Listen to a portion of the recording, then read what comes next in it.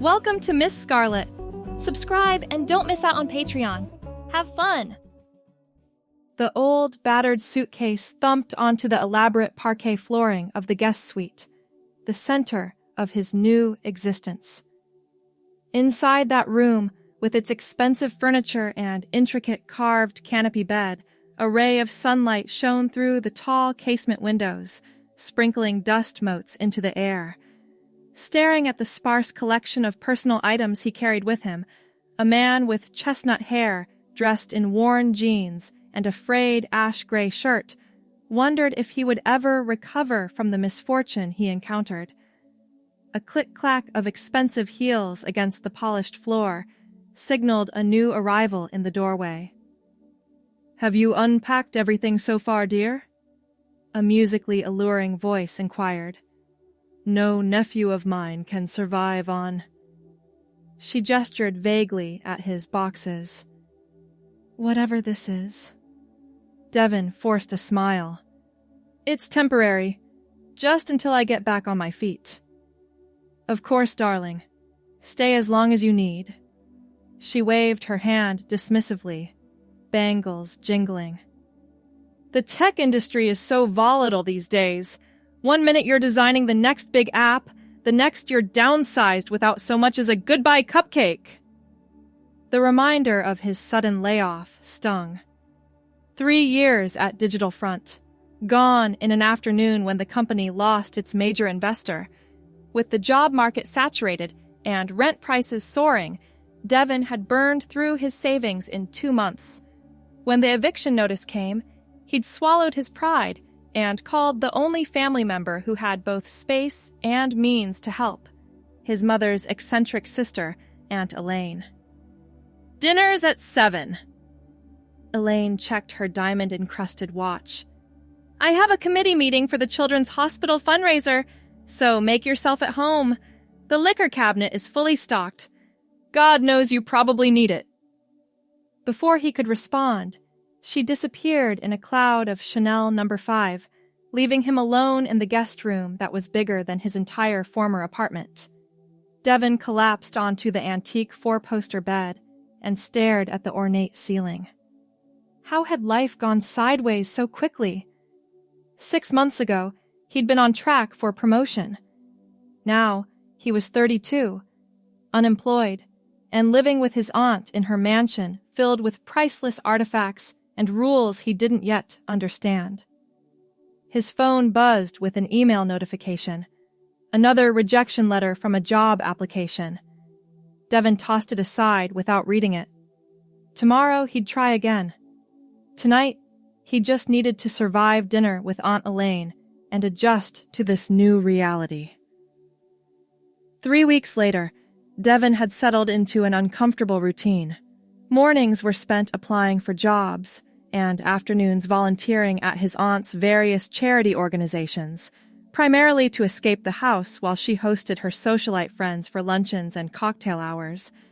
He sat at the kitchen island, scrolling through job listings when Elaine burst through the door, her face flushed with agitation. "Disaster! Absolute disaster!" She threw her designer handbag onto the counter and poured herself a generous glass of white wine. Her silver blouse shimmered under the recessed lighting. Devon minimized his laptop screen. "What happened?" "Vivian Prescott has kidney stones. Can you believe the timing?" Elaine downed half her wine in one gulp. "The Emerald Gala is tomorrow night, and she's in the hospital with kidney stones." "That's unfortunate," Devon ventured, unsure why this constituted a disaster of such magnitude. Elaine fixed him with a look that suggested he was missing something obvious. "Devon, darling, Vivian was my +1. We always coordinate our looks for the Emerald Gala. It's the hospital's biggest fundraiser of the year. The tickets are $5,000 each, and we're supposed to make an entrance together. The society photographers wait for us every year." "Can't you go alone?" "Alone?" She clutched her pearls as if he'd suggested she arrive naked. The Hartford-Prescott duo has been the highlight of the gala for 15 years. And the dress. Oh God, the dress. I had Marcello design a pair of gowns specifically to complement each other. Emerald for Vivian, sapphire for me. Devin returned to his job search, half listening as Elaine paced the kitchen, listing all the social catastrophes that would result from her friend's medical emergency. He almost missed it when her monologue suddenly stopped. Looking up, he found her staring at him with an unsettling intensity. "Devin," she said slowly, a strange smile forming on her lips. "You're about Vivian's size." He blinked. "What?" "Maybe a bit taller, but that's nothing heels can't fix. Your shoulders are narrow for a man, and you've always had your mother's delicate features."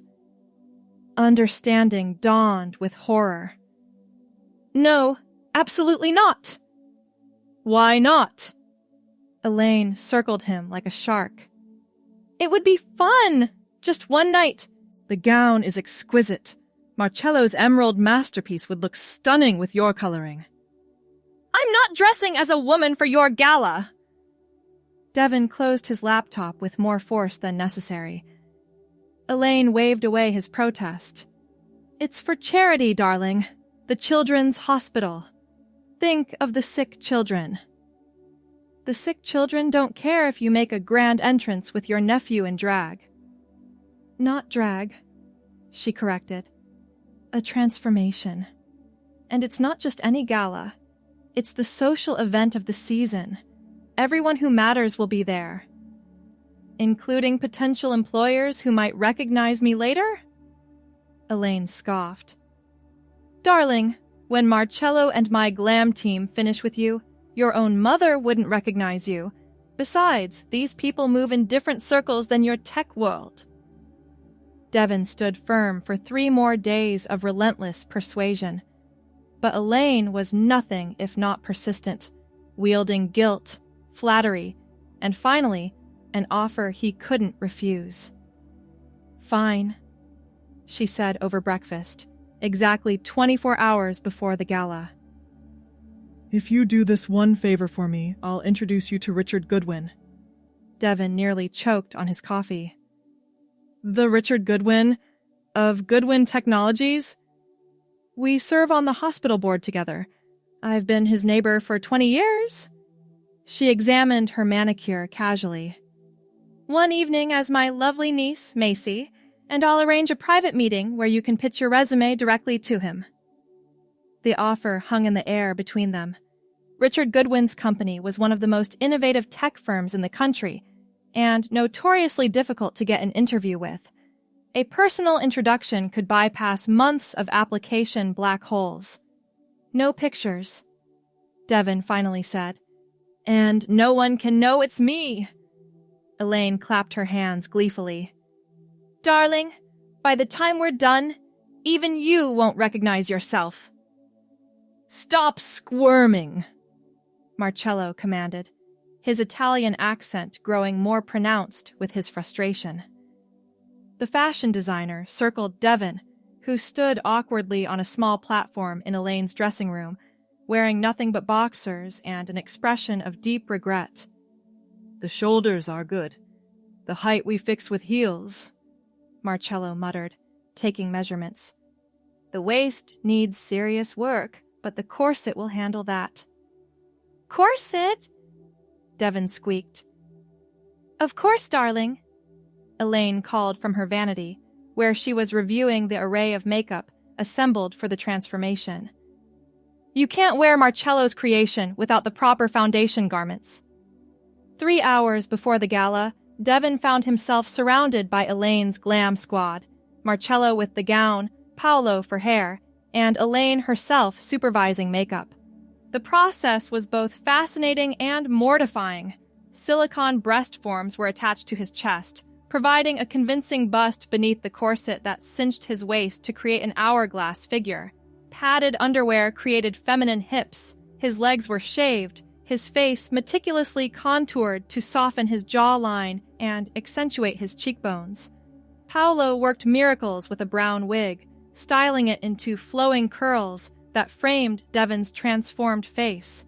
The color matched his natural brown hair perfectly, making the transition appear more seamless.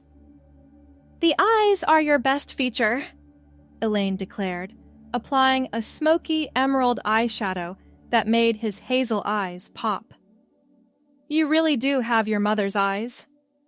By the time they helped him into the emerald gown, a floor-length masterpiece with a tasteful slit up one leg and just enough sequins to catch the light without appearing gaudy, Devon could barely recognize the person staring back from the full-length mirror. "Good Lord," he whispered, his voice higher than usual as he practiced the feminine tone Elaine had coached him on. The stranger in the mirror was undeniably beautiful, tall and elegant, with cascading brown hair, subtle curves, and a face that looked naturally feminine despite being his own. "Meet Macy Hartford," Elaine announced proudly, standing beside him in her complimentary sapphire gown. "My niece, visiting from the West Coast." Devon turned sideways, amazed at how the dress hugged his artificially created curves. The 5-inch emerald heels Marcello had insisted upon brought him to a statuesque height that somehow looked elegant, rather than awkward. Elaine fastened a diamond necklace around his throat, the cool stones resting against his collarbone. "Remember, small steps. Keep your knees together when you sit, and let me do most of the talking," Elaine instructed as they prepared to leave. "If anyone asks what you do, you're in sustainable fashion consulting." In the limousine, Devon's heart pounded so hard he worried it might shake loose the silicone forms on his chest. What had he gotten himself into? One evening of humiliation for a career opportunity. Was it worth it?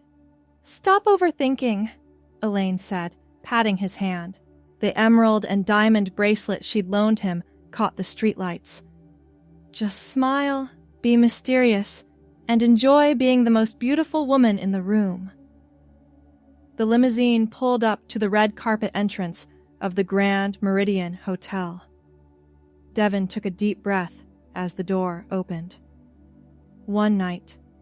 He could survive one night. The camera flashes began immediately. Elaine had been right. The photographers were waiting for her, and they seemed equally captivated by her mysterious companion. She played her part flawlessly, introducing Macy to the society reporters with just enough detail to satisfy curiosity without inviting too many questions. Inside the ballroom, Devon wobbled slightly on his heels before finding his balance. The space was transformed into an emerald wonderland, with green and white floral arrangements towering over tables draped in cream linens. A string quartet played softly as waiters circulated with champagne flutes. "Elaine, darling!" A woman in her 50s approached, dressed in a black gown that seemed designed to showcase her diamond collection. "We heard about poor Vivian. Who's your lovely friend?"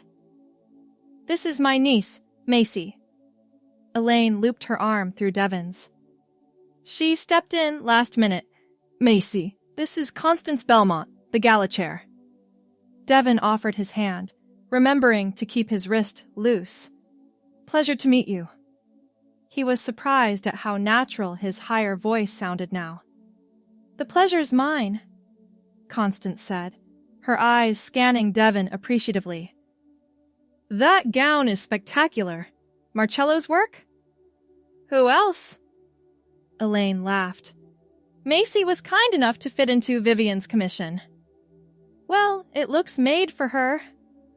Constance squeezed Devon's arm. "You must tell me your workout routine, dear. Those arms are to die for." Before Devon could respond, Elaine steered him away. "Circulate, smile, be charming, but mysterious," she whispered. The next 2 hours passed in a blur of introductions and small talk. Devon found himself relaxing into the role of Macy as the evening progressed. There was something freeing about being someone else, he realized. No one expected him to talk about his career failures or job prospects. Instead, people asked about his gown, complimented his hair, and seemed genuinely interested in his vague answers about sustainable fashion. "You're a natural," Elaine murmured as they moved between groups. "The Harrington brothers haven't taken their eyes off you all night." Devon glanced toward 2 distinguished men in tuxedos who quickly raised their champagne glasses in acknowledgement when they caught his eye. "I'm not interested in being someone's date," he whispered back. "Darling, right now you're the belle of the ball. Enjoy it." The strangest part was, he was enjoying it. As Macy, doors opened effortlessly. People listened when he spoke. Men rushed to pull out his chair or fetch him fresh champagne. Women invited him into their conversations without the competitive edge he sometimes observed in mixed-gender settings. During dinner, Devon was seated next to Richard Goodwin himself, Elaine's doing, no doubt. The tech mogul was charming and attentive, asking thoughtful questions about sustainable fashion that Devon managed to answer by drawing on his actual knowledge of supply chain technology. "You're quite knowledgeable about the technical side," Richard observed. Devon smiled, feeling confident behind his facade. "Fashion intersects with technology more than most realize. The future of sustainability depends on innovation." Richard nodded appreciatively. "My company is developing tracking systems for ethical manufacturing. Perhaps Elaine could arrange a proper meeting to discuss potential collaborations." "I'd like that very much," Devon replied, mentally celebrating the opening while maintaining Macy's composed exterior. After dinner came dancing. Elaine had coached him on following rather than leading, and Devon found himself swept onto the dance floor by a succession of gentlemen eager to waltz with the mysterious brunette in emerald. "You're very light on your feet," commented his third dance partner, a distinguished surgeon on the hospital board. "Years of dance lessons," Devon improvised, concentrating on not stepping on the man's toes with his lethal heels. He'd watched enough romantic comedies to know the basics of being twirled around a ballroom. By midnight, when Elaine finally signaled it was time to leave, Devon had collected a dozen business cards, several dinner invitations, politely deferred, and a newfound appreciation for the power of presentation. As they slipped into the limousine, he kicked off the emerald heels with a groan of relief. "My feet are killing me. How do you do this all the time?" Elaine laughed, removing her diamond earrings. "Practice, darling, and a very good podiatrist." She patted his hand. "You were magnificent. Absolutely magnificent. Even I almost believed you were Macy." Devon leaned back against the leather seat, exhausted but strangely exhilarated. "It was not what I expected." "The way people treated you." "Everything," he admitted. "The dress, the attention, how easy it was to talk to people. Nobody asked about my employment status or career goals. They just accepted me. That's the power of reinvention, darling. Sometimes you need to step outside yourself to remember who you really are." Elaine studied him with knowing eyes. "And speaking of careers, Richard was quite impressed. We're having lunch next week and you're invited. As yourself, of course." "Thank you." The gratitude was genuine, though Devon felt oddly conflicted about returning to his male identity after the evening's experience. Back at the mansion, the transformation was reversed. The gown was carefully removed, the corset unlaced, the breast forms detached. Paolo helped remove the wig and the layers of makeup, revealing Devon's masculine features once more. When he finally looked in the mirror in his t-shirt and sweatpants, brown hair disheveled, he felt strangely disappointed.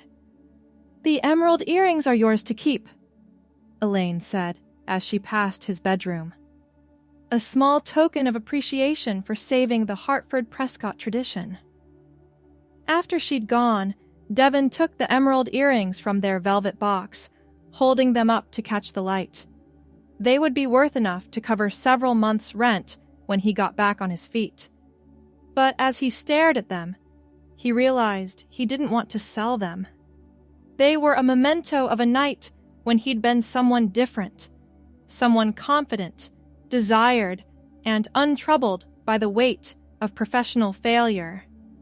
He slipped them into his dresser drawer and went to bed, dreams filled with emerald gowns and ballroom dances.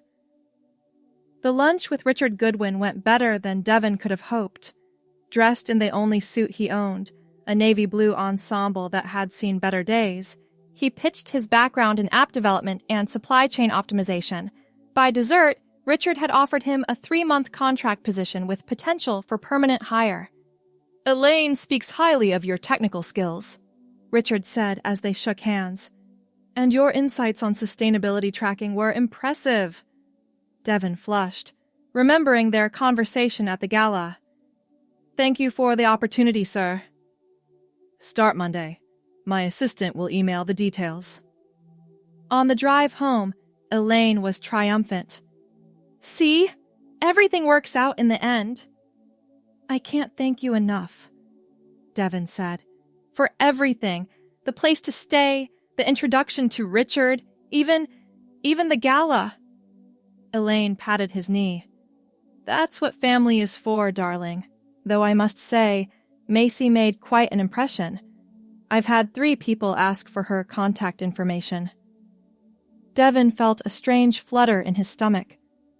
"What did you tell them?" "That you've returned to California, of course." She gave him a sideways glance. "Unless you want me to pass along messages?" "No, that's fine," he said quickly. But for the rest of the day, he couldn't shake the memory of being Macy, of feeling beautiful and confident in a way he rarely experienced as Devon. The contract position at Goodwin Technologies was demanding but fulfilling. Within weeks, Devon had proven his value to the team, developing ethical manufacturing tracking software. His apartment search was going well, too. He'd found a modest studio within his price range, available at the end of his first contract month. Life was getting back on track. So why did he keep opening his dresser drawer to look at those emerald earrings? 6 weeks after the gala, Elaine appeared in the doorway of the guest room as Devon worked on his laptop. "Vivian's still recovering, poor thing. Her doctor says no events for at least another month." She examined her manicure casually. "The Children's Museum benefit is this weekend. Black tie, not quite as formal as the Emerald Gala, but still important." Devon looked up, his pulse quickening. "Are you asking what I think you're asking?" "Marcello has the most stunning burgundy cocktail dress that would be perfect with your coloring. The brown wig styled in an updo would be ideal for showcasing the neckline." He should say no. He had a job now, prospects for his own place. The Macy experiment had served its purpose. "Richard Goodwin will be there," Elaine added, "along with the entire board of directors." Devon closed his laptop. "What time would we need to start getting ready?" The transformation was easier the second time. Devon knew what to expect from the corset, the breast forms, the heels. Paolo styled the brown wig in a sophisticated updo that accentuated his neck, and the diamond choker Elaine insisted completed the look. The burgundy cocktail dress was less restrictive than the ball gown, hitting just below the knee with a tasteful sweetheart neckline. "Macy returns," Elaine approved, herself resplendent in midnight blue. Shall we? The Children's Museum benefit was held in the atrium of the museum itself, with interactive exhibits open for the adult guests to enjoy. As before, Devon found himself slipping effortlessly into Macy's persona, gracious, mysterious, with just enough knowledge about sustainable fashion to keep conversations flowing. Richard Goodwin recognized him immediately, though he showed no sign that he saw through the disguise. Ms. Harford, what a pleasure to see you again. Your aunt mentioned you were back in town. Just for the weekend, Devon replied, his voice comfortably higher now. I couldn't miss supporting such a worthy cause. Indeed. Richard's eyes twinkled knowingly. Your work at our company has been exemplary. The team speaks highly of your contributions. Devon nearly dropped his champagne flute. Relax, Richard said quietly. Elaine explained the circumstance of our first meeting. Your secret is safe, and your job secure. In fact, I'm impressed by your adaptability, an essential quality in the tech world. Relief washed over him. Thank you, sir. Richard, please. He smiled. Now, shall we discuss the permanent position I've been considering offering you? The contract period has proven your capabilities beyond question. They spent the next half hour discussing a potential role that would combine Devon's technical skills with sustainability initiatives, a perfect fit that excited him professionally, all while he stood in burgundy heels and diamond earrings, presenting as Macy. The evening concluded with another car full of business cards and dinner invitations, which Elaine sorted through as they drove home. This one, she said, holding up an embossed card. Christina Walsh is the Sustainability Director at Luxe Brands, a legitimate business contact for both Devon and Macy. Devon took the card, tracing the elegant lettering with his finger. Do you think I'm weird for enjoying this? Darling, everyone enjoys being someone else occasionally. It's why costume parties exist. She patted his arm. The difference is, you're rather exceptional at it. That night, after removing the makeup and wig, but before changing out of the burgundy dress, Devon stood before the mirror, studying his reflection. The person looking back was neither fully Devon nor fully Macy, but something in between. Someone with possibilities he hadn't considered before. He carefully hung the dress in the guest closet instead of returning it to Marcello. Something told him he might need it again. Over the next 2 months, Macy made 4 more appearances at society functions. Each time, Devon found the transformation easier, the persona more natural. His professional life flourished simultaneously. Richard offered him the permanent position with a salary that would afford a comfortable apartment and the chance to rebuild his savings. But when he signed the lease on his new place, Devon felt unexpectedly melancholic. You don't have to leave, you know, Elaine said, helping him pack the few belongings he'd accumulated during his stay. This house has more rooms than I know what to do with. I need my independence back, he explained. But thank you for everything. She handed him a garment bag. A going-away present. Inside was the emerald gown from the first night, altered to fit his measurements perfectly. Elaine, I can't accept this. It must be worth thousands. Consider it an investment in Macy's future appearances. She winked.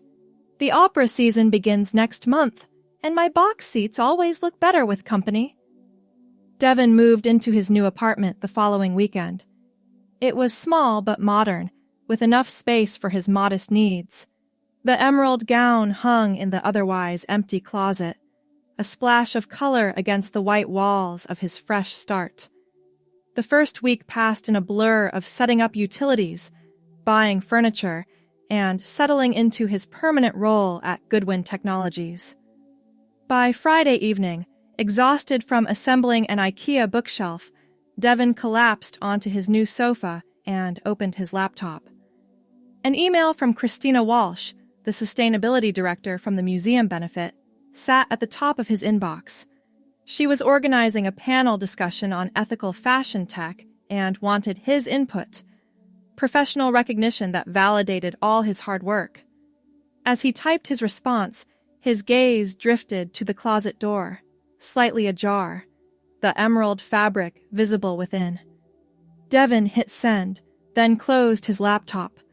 Rising from the sofa, he walked to the closet and ran his fingers over the sequined bodice of the gown. Beside it now hung the burgundy cocktail dress, a cream blouse, and skirt ensemble from a charity luncheon, and a sleek black dress from an art gallery opening, a small collection that represented a part of himself he was only beginning to understand. His phone rang. Elaine. Perfect timing, as always. "Darling, how's the new place?" "Still coming together," he replied, eyes on the emerald gown. "It feels good to have my own space again." "Wonderful! Listen, the opera's doing La Traviata next Saturday. Richard and Constance will be joining us. Shall I tell Marcello to prepare something suitable for Macy?" Devin smiled, already imagining which accessories would complement the black dress. "Actually, I think Macy already has the perfect outfit." "Splendid! I'll send Paolo for the hair and makeup. 6 o'clock sharp." After hanging up, Devin stood in front of his closet, looking at the growing collection that represented both his past and his future. The emerald gown that had started it all, the burgundy dress that had secured his career, the brown wig carefully stored on a foam head on his dresser. What had begun as a reluctant favor had evolved into something more meaningful, a way to explore different facets of himself while building bridges between his personal and professional worlds. As Devin, he excelled at his new job, his technical skills recognized and valued. As Macy, he navigated social circles that opened doors and created connections impossible in his previous life. The boundaries between these identities were blurring, each informing and strengthening the other. Where once he'd seen Macy as a disguise, a means to an end, he now recognized her as an authentic expression of himself, one he was no longer willing to abandon. Devin carefully closed the closet door, protecting the emerald gown that had changed everything. Tomorrow, he would shop for shoes to match his black dress. Perhaps some understated jewelry as well. Macy deserved to make a proper entrance at the opera, after all. His phone pinged with a notification, a calendar reminder for Monday's meeting with the ethical manufacturing team. Devin smiled, thinking of how his unique perspective would enhance their project. One identity informing the other, creating something greater than either could be alone. Outside his apartment window, the city lights sparkled like the sequins on his emerald gown, full of possibilities waiting to be discovered. Thanks for watching, my girlies! Be sure to check out Patreon for more!